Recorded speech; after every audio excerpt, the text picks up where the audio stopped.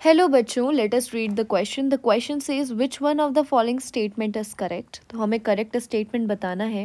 A, the energy required to rocket an orbiting satellite out of earth's gravitational influence is more than the energy required to project a stationary object at the same height as is the satellite out of the earth influence.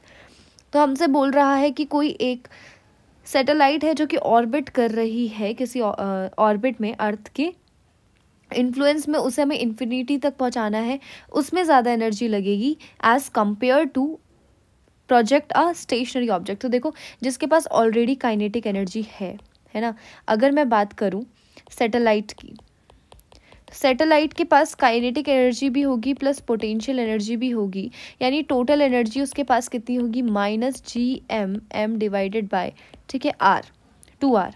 तो उसे कितनी energy चाहिए होगी जाने के लिए, infinity minus energy initial, that is 0 minus GM divided by 2R, that is GM divided by 2R. जबकि जो आपकी स्टेशनरी है, ठीक है, कोई ऑब्जेक्ट है जो कि स्टेशनरी है, उसके पास सिर्फ और सिर्फ पोटेंशियल एनर्जी होगी, तो टोटल एनर्जी सिर्फ और सिर्फ पोटेंशियल एनर्जी के बराबर होगी, that is -GM divided by R.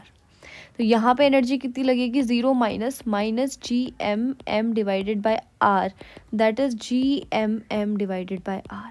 ये स्टेशनरी ऑब्जेक्ट के लिए है, ठीक है, और ये, ठीक है, आपका सैटेलाइट के लिए E1 और E2 लिख देते हैं, ठीक है. तो मैं यहाँ पे क्लियरली देख सकती हूँ, ठीक है, कि E2 is greater than E1, यानी स्टेशनरी वाले ऑब्जेक्ट को अर्थ के इन्फ्लुएंस से बाहर निकालने में ज़्यादा एनर्जी लगेगी as compare to orbit satellite. तो ये ऑप्शन तो हमारा बिल्कुल गलत हो गया. Next is if potential energy become 0 at infinity the total energy of an orbiting satellite is the negative of potential energy. बिल्कुल गलत बात है. जब पोटेंशियल एनर्जी ही 0 हो गई, the total energy will become negative of kinetic energy. ठीक है, तो ये होगा.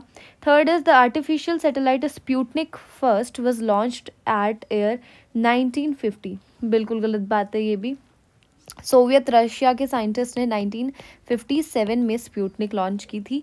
D is the orbital speed of Syncoms, that is synchronous communication satellite, is 3.07 into 10⁻3. ठीक है, it is more a fact based question. ठीक है, यहाँ पे हम ऑर्बिटल स्पीड निकालते हैं 2π multiplied by R upon T, जिसमें हमें R और T गिवन होता है.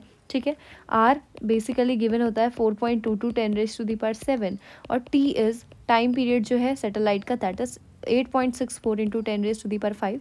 और यहाँ से जब हम निकालते हैं तो हमें आंसर मिलता है 3.07 मल्टीप्लाइड बाय 10⁻3. तो ये बिल्कुल सही ऑप्शन है.